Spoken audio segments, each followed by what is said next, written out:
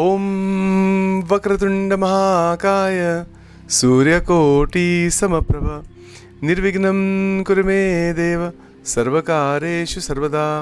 ॐ भगवते श्री स्वामिनारायणाय नमः। ॐ श्री लक्ष्मीनारायणाय नमः। ॐ श्री नरनारायणाय नमः। ॐ श्री कृष्णनारायणाय नमः।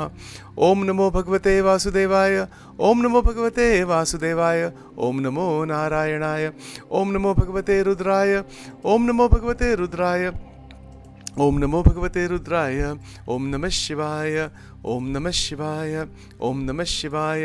सर्वमङ्गलमाङ्गल्ये शिवे सर्वार्थसाधिके शरण्ये त्र्यम्बके गौरी नारायणि नमोऽस्तुते।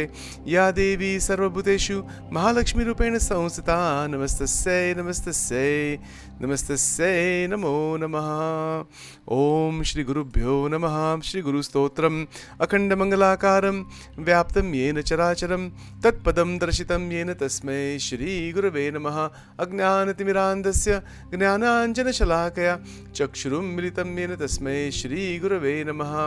ॐ श्री गुरुभ्यो नमः। श्री सद्गुरुभ्यो नमो नमः। Welcome to Daily Satsang. This is Sachin. I want to welcome you again in our contemplation on the Atma. What is the Atma? It is, as we have stated before, it is our essential nature. This is the discovery of the rishis. It is the non-verbal answer to the question, who am I? The answer to the question, who am I, is not a verbal answer. It is a realization. It is an intuitive, internal, subjective, first-person realization that I am the Atman. I am this consciousness. Again, Sachin is using language, words. The scriptures also use language and words. But the language and the words are just indicators of the actual reality. This is true with everything in life. In every aspect of life, we are concerned with the actual reality and not simply the concepts. So along those lines, we have been meditating on multiple scriptures. Vivek Chudamani, Bhagavad Gita, Pratyabhigna Hridayam from the Kashmiri Shaivism tradition, the Shri Vachanamrut from the Swaminarayan Sampradaya, which is my more in-depth study, but these other scriptures also. And then many other related ideas from psychology and other traditions, other places. So we try to pull these thoughts together. And I've been going through the verses of the Vivek Chudamani because that is a good foundation for us to connect the other scriptures also. So along those lines, let's take a look today at the verse number 12. So in verse number 12, the actual translation is as follows. The fear and sorrow created by the delusory serpent in the rope can be ended only after fully ascertaining the truth of the rope through steady and balanced thinking. This is a common example, very famous example of the snake, the rope and the snake. So what is this particular analogy? If you go into a room, let's say, the light is off, you step on a rope, but you think it's a snake. So you start shouting, "Oh, it's a snake! There's a snake! There's a snake!" Because you're not wearing shoes, and it feels like a snake. You cannot see what it really is. So you have misapprehended what it is. So this is misapprehension. In Vedanta, particularly Advaita Vedanta, there is a fundamental concept of misapprehension. That it is an analogy. We are seeing this world of names and forms. But the world of names and forms is a misapprehension of the Brahman. See this point. For example, I have a lime in my hand, Lime. This is a small, it's not a lemon, but it's a lime, right? It's a green colored, beautiful lime. So when I hold this, I can touch it, I can see it, I can feel it. But how can this be God? I mentioned this last time. I think yesterday I held up something else. So, how can this object that we see, is this God? Well, as per Vedanta, yes. Every object is nothing but the Brahman. It's like the movie screen. If you're sitting in the movie theater, everything you perceive is actually on that screen, on that white screen. in one sense, there is no real difference between the white screen and that movie. In one sense. But the movie can be changed. It can be turned off, but the screen still remains. Similarly, this object that I'm holding, the lime I'm holding, is a reflection of Brahman. It is a reflection. And to recognize that it is existing on the substratum of Brahman is to see the Akshara Brahma that is holding this object. I hope that point is clear. It's a tricky thing to grasp a little bit, because in one sense there's a form. The form I can see, but the form I'm perceiving through my eyes. I'm seeing the beautiful green color through my eyes. If I open the peel, I can get the juice out of it, and I can drink it and taste it, and I'll have more experience. I can put it on in different dishes and give nice flavoring. So many things. This is all part of the experience of Prakriti. Now, what is the Atma in relation to this object outside? The Atma is the Drashta. This is the Drushya. Drushya means that which is seen. The Drashta is that which is seeing. And then there is the process of seeing. The third point. Right? Process of experiencing. So along those lines, that's some of the background. Now, along those lines, verse number 12, Adi Shankaracharya ji is encouraging us to remain very steady and have balanced thinking. Balanced thinking in terms of what? So the word here is samyak vichar. I'm see if I can pronounce this correctly. Samyak vicharatah. Samyaggi vicharatah. I'm not pronouncing it right. Hold on one second here. Samyak vicharatah. See, this is samyak gvi. This is gvi. See this here over samyak vicharatah. Samyak vichar. That's what it means. Samyak vicharatah. That's the first word. This is a very important, as I said yesterday, every word in Vivek Chudamani is only Amrutam. Now, let's go into this one word. We have so many thoughts. We have so many things we think about. What do we think about? We think about the objects of the world. Let's be clear. In Vachanamrut, Bhagwan Swaminarayan, he mentioned something very relevant, very psychological, and very spiritual also. He said that while we are living in this physical body, we cannot live without some interaction with the objects of the senses. Cannot live without it. It's impossible. Unless you go into samadhi, then the world disappears. Nirvikalpa samadhi. Other than that, you are going to experience the world, and even for one kshan, for one microsecond, you cannot live without experience. Now, the experiences of the world are going to be there. They are part of the process of Prakriti. They are not to be just shut out. They are there. So what do we do with the experiences of the world? We move into, as Shankaracharya ji is saying here, samyak vicharatah. Samyak vicharatah means what? Vichar. Vichar is thought. But vichar doesn't mean just thought. It means to probe, to see, to think clearly. And samya means what? The balancing and steadiness.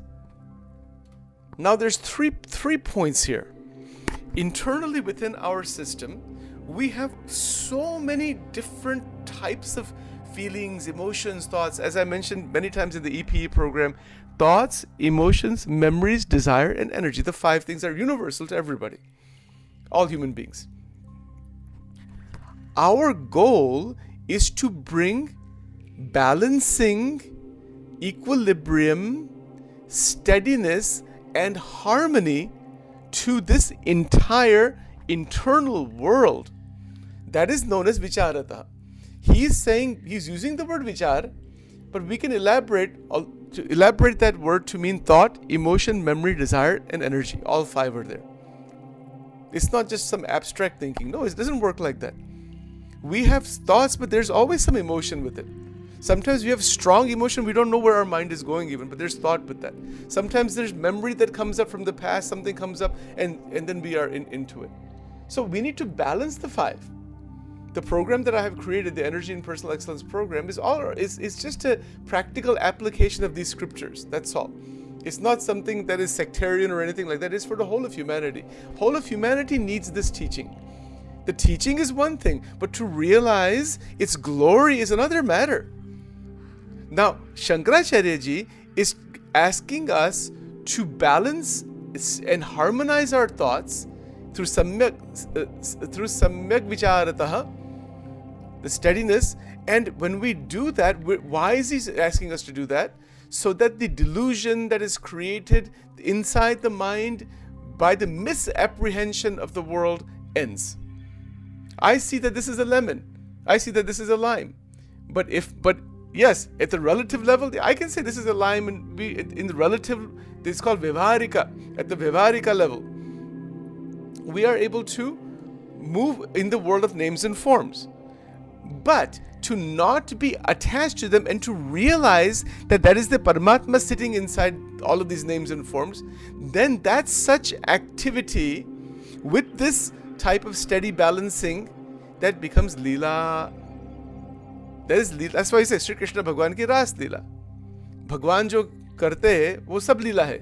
We never say Bhagwan Ram ne karma kiya, Bhagwan Krishna ne karma kiya, or Jesus ne karma kiya. We don't say like that.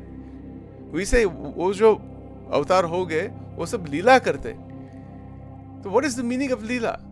That stage we can also realize when we are able to interact with the whole reality, the whole samsara, everything, with what? With the realization that the samsara is a reflection, the Brahman, the actual Paramatma is present everywhere, and there is tremendous steadiness, great contemplation on the Brahman, so much balancing, in intense harmony.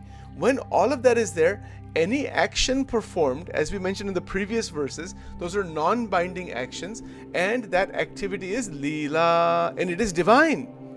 Sri Krishna is talking about himself in the Gita. He says, Janma karma cha me divyam evam yo veti tattvataha tyaktva deham punarjanma naiti mameti sorjuna. Means that he's telling Arjuna that you're seeing me, but you have to see me as I really am. That my every action, my manifestation, the janma in this world, every karma that I do, janma karma cha me divyam, it is divine. Every single action is divine. And he's telling Arjuna this so that Arjuna can reach that stage. Arjuna is a nimitta. This is for the whole of humanity. So we can also reach that stage where our life, our manifestation here, we can change our understanding that this was not just due to the causal body. Yes, causal body is there, but now we are evolved into the divinity. Every action we perform is divine. Do we think that way? You know, in Swaminarayan Sampradaya, I'll give you some simple example. During the time of Maharaj, Sajanand Swami Maharaj, there were so many devotees, and many female devotees were there also. They were so enraptured by Sajanand Swami, just like how you had, Ramakrishna Paramahansa, people were devoted to him, and different sages, people get sometimes very drawn to them, right? So at the time of Maharaj, at the time of Sajanand Swami Maharaj, various individuals who did not even have much education, never opened a scripture in their life even, they were so touched by the divinity, they were awakened to such an extent that they reached this stage I'm telling you. They reached that stage where they said that anybody who sees me will get moksha. Itni khumari honi chahiye adhyatma mein. In the there's a bhajan, Maru darshan karse te tarse. Means if whoever sees me, this is not an egotistical statement. Me doesn't mean that egotistical me. It means the God inside. The person is evolved to that level. That kind of intense confidence. But see, this word is also too small. This word confidence, self-esteem, self-worth, it's a बहुत low level के शब्द है that are used in psychology is nowhere near any of this thing. These words are infantile compared to what is in the scriptures. This statement that one who sees me will get moksha. My God, have we ever gone into any place in this world, maybe into the mall, or maybe into the park, or maybe with the family members, go anywhere with that feeling that if whoever sees me will get moksha? Try it. Practical application. Even if we hold this thought, vicharatah, if we hold this thought that anybody who sees me, the Paramatma is within me, if we hold that internally, we ourselves will be transformed right away. It is a one-step enlightenment. It's a one-step, there's no second step also. There's only the one step. The one-step enlightenment is where all of the gurus are within us, and we proclaim that anybody who sees me in any situation, and if they see me or they don't see me, anything that interacts with me, any bird, any animal, any insect, anything is going to be liberated because the Paramatma is actually within me. Akhanda Dharak. In Swaminarayan Sampradaya, there is a commonly used word for the enlightened sages, and that is called Akhanda Dharak. Bhagwana Akhanda Dharak Sadhu. Please remember, when I use the word sadhu and say, it doesn't mean orange, yellow, blue, green, white clothes. It's not by clothes. It is the state of realization where you're holding God. Now, what does that mean to hold God? Hold the truth inside. Get rid of that feeling of being afraid of the sansar. Oh, this is a snake, this is a snake, this is a snake. No. When we are living in this consciousness that Shiva is everywhere, Vishnu is everywhere, Ganesha is everywhere, Christ is everywhere, Swaminarayan is everywhere, our Guru is everywhere, go to universality. Get out of sectarianism and limited thinking. And when we do that, that is exactly what Adi Shankaracharya ji, he's putting all of everything Sachin has stated right now, everything, and even much more which I have not stated, is in this one word only, samyak vicharatah. Samyak vicharatah. In that one word, it means complete realization. The entire internal mechanism of the mind is resonating with the Brahman. That is where those ladies in 250 years back, they said, Maru darshan karse te tarse. Who sees me will get liberated. It's a complete resonance. And in that resonance, we are still interacting with the world as we usually do. But there is something very special going on in that interaction. It is a blessing for the world. We are always saying, may God bless the world. That's fine. Beautiful. That's a tremendous bhavana. And that has to be there. Have we ever said, I'm going to bless the world? See, the problem in using the word I, the ego gets involved. But that doesn't mean it has to get involved. No, you can say there is blessing. You don't have to use the word I. We can say that there is blessing coming through the body and the mind for the world. There is actually a book written by J. Krishnamurti called Krishnamurti's Notebook. It is the most extraordinary set of musings that he wrote in his own hand. In that entire book, not one time is the word I used. Not one time even. And I have read that book multiple times to try to understand the depth of his teachings and all. Can you imagine what that is like? To not be in that limited egocentric space? That is the whole point here. And when we are not in that egocentric space, look at the next word, siddha. That means you are able to reach that stage of attainment where you can ascertain the truth that the Brahman is everywhere, the vast infinite reality is everywhere, that God is present everywhere.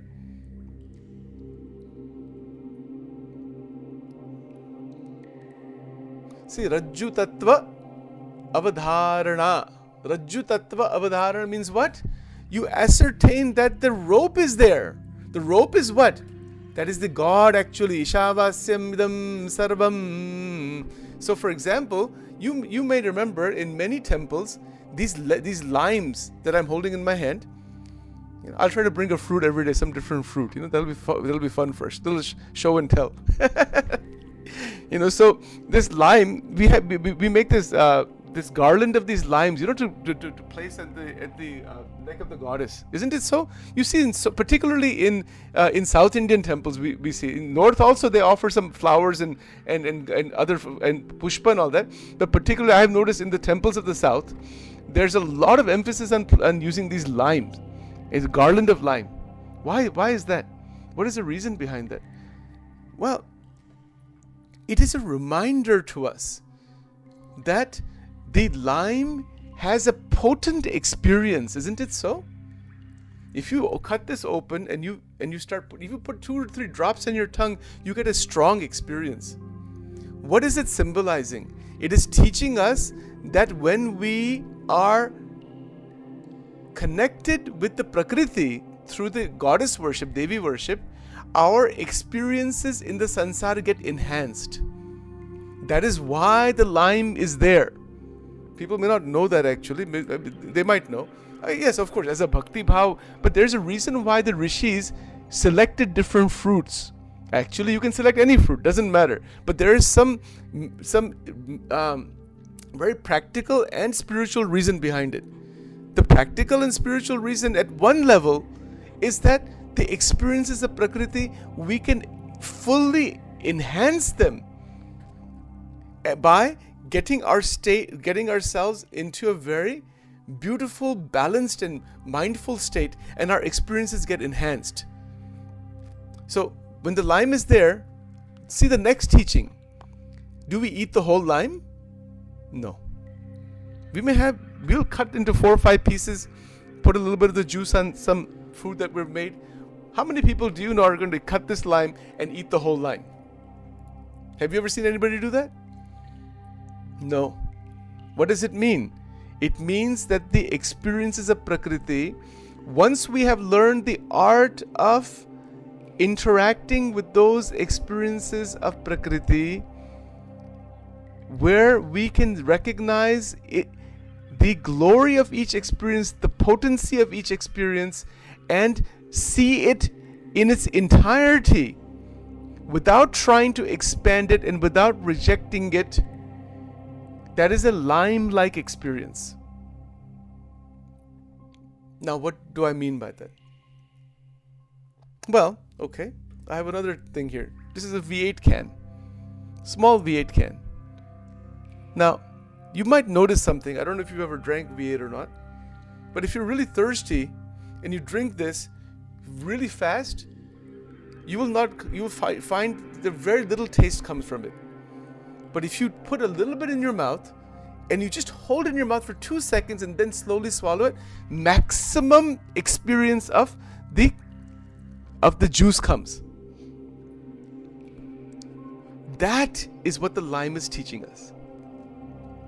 It's teaching us to slow down and allow the experiences of Prakriti to give you that fullness with a limited quantity. So then there isn't running after blindly the experiences of Prakriti.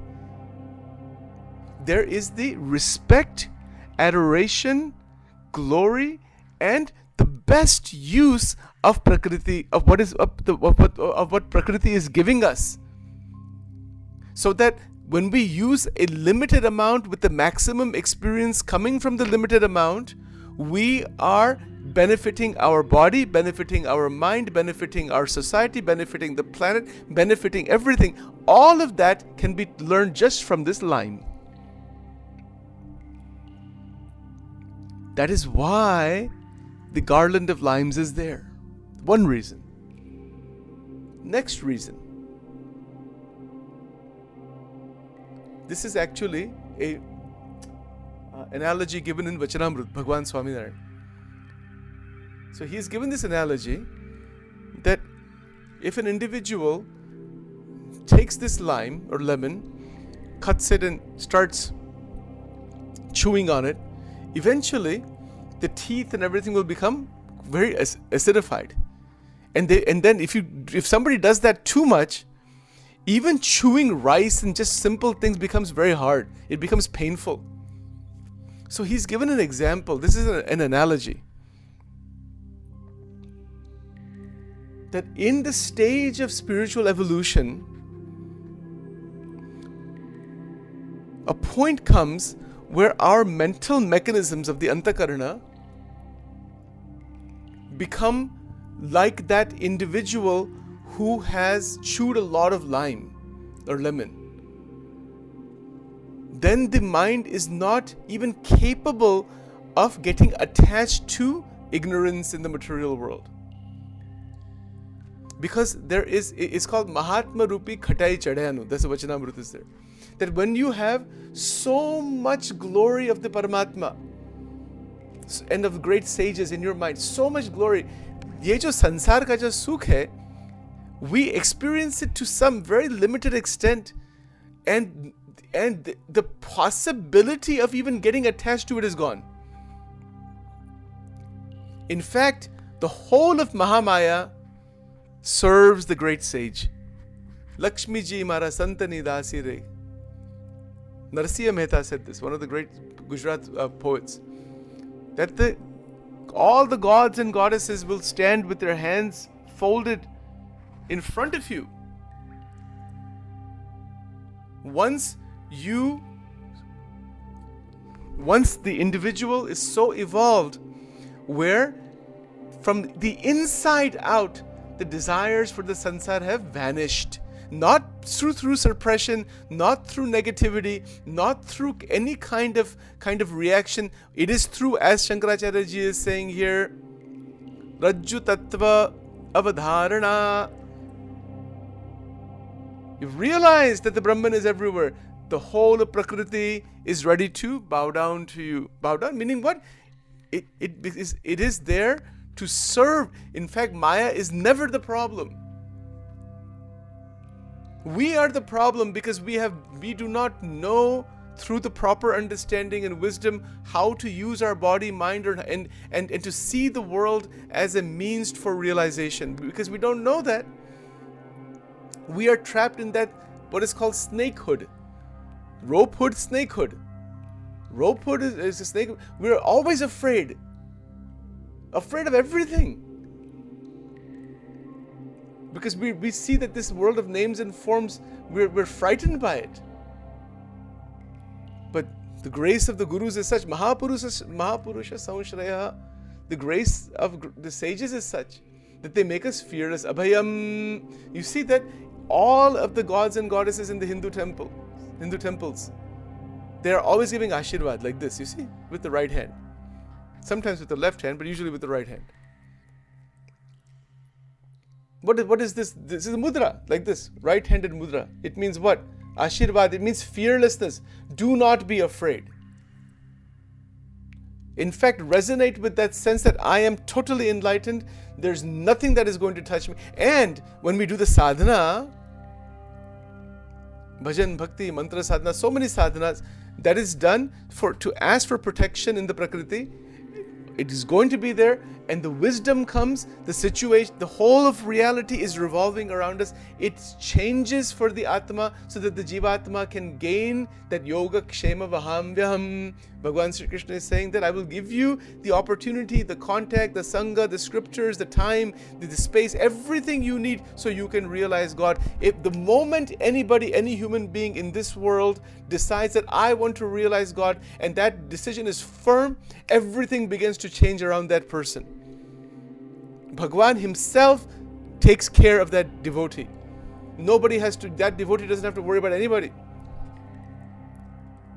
There are countless examples. We can experiment with this. We can try it. Try it for 1 week. Say that I want to realize God completely, come what may. Or prarthana, with that intention, continuously stay in sadhana, and continuously do this manan chintan and all this thing. And when that happens, automatically the prakriti around changes, so that the jivatma can become a muktatma, can become a liberated soul by the grace of God. God provides everything and takes away many things also, but provides what is needed so you can realize that final truth. That is the experimental realization. It's an experiment. Spirituality is an experiment. Sachin is saying this. Sachin is not simply saying, this is my experience also. This is true. But you have to find out for yourself. Now again, obviously, people will say, well, how come God doesn't bless everybody? And it's not like that. It requires much more realization. The point here is that we need to see the same world in a different light. Let me give one more analogy, then we'll stop here for today. We all know that the deer that run towards the mirage, we know about that, right? That's a very famous Mruk Jal, isko Mruk Trishna kehte hain. Many times the sansar is described like this. People are running behind this mirage, illusory sansar.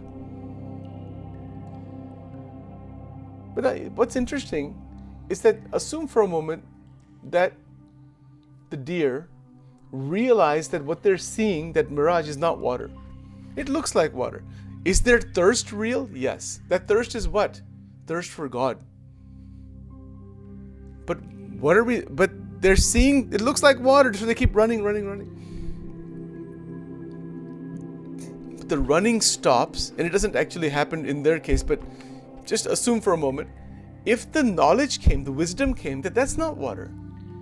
Ye jo sansar dikhta hai, it is just a reflection, like that mrukjar. You're running towards the reflection. What you're looking for is the Brahman, the nectarine bliss. So, when the running stops, if the deer stop running towards the mirage, they don't stop seeing that reflection. They still see it as they were seeing before, but they're now seeing with awakened eyes. So, they're steady. They stop running towards that because they realize that is not where I'm going to find the water. Similarly, the mumukshu, the one who's desiring liberation, his or her eyes open further when the running towards the sansara is stopped. The sansara is there, activities goes on, it's okay. But there's a realization that I am not going to find the fountain of pure joy just by running in the sansar further and further. So they stop running in the sansar.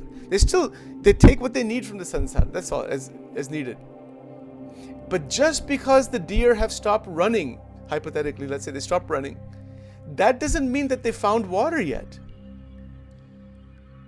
50% of the solution in spirituality is to realize that the continuous running after the objects and the experiences of the sansar, that stops. Not because of suppression, because of jnana, wisdom. But even if you stop running after the sansar, then what? This is a big problem. In practical life and spirituality, people that are sometimes sitting in ashrams or in their homes also, they have cut themselves off from so many things. They said they have vairagya, whatever, they might have it. But now what? Where's that water that you're looking for? Just because you stop running after that illusory water doesn't mean you found the real water. So the actual search for the actual water begins. That means one has to recognize the actual water. One has to search for the actual water. One has to actually taste the water and recognize that this is actually satisfying me. That is the whole point of the enlightened sage of the Sadgurus, then the scriptures, that once we begin to taste and experience, taste doesn't mean physical taste, it's an internal rasa. Raso vaisa, Bhagwan ka ek naam hai, raso vaisa. वो रस से भरपूर है परमात्मा. And once we get a glimpse of that rasa, like Mirabai, like Tulsidas Ji, like Ramakrishna Paramans, like Muktanand Swami, Premanand Swami, Gunatitanand Swami, Gopalanand Swami, like Vivekanand Swami, like Jesus and his disciples, once you get, or like Guru Nanak and many who have come after him, Like the Alvars in the south, the great Vaishnavas in the south, the great Vaishnavas in Maharashtra, the Nath Sampradaya, that's actually the Shaiva Sampradaya, the Varkari Sampradaya. Anybody gets even a glimpse of that taste, oh my God. Once you get a glimpse of the taste, come back to the lime. Ye sansar, it becomes like the lime. You cannot eat the whole lime. You will just put a few drops here and there. Aisi adbhut baat hai. Amazing, amazing things are there, folks. Where to begin, where to end. There is no end. Ye Bhagwan ki kripa hai. My prayers to all the incarnations of the Lord. Prayers to all the great sages who have come in the past, who are here today, who are going to come still. And specifically the prayers to the Lord Ishvara Sarvabhutanam, Ruddesh Shredajantishtati, who is residing in the heart of every being. May our attention and our wisdom come. That is a blessing, that we can have our divine vision. Divine vision opens up to see the Paramatma, Ishavasam Idam Sarvam, in every situation, within every human being, without any kind of division. And that pure and infinite joy we are basking in Ananda. That is our prarthana for today. Okay, so let's stop here.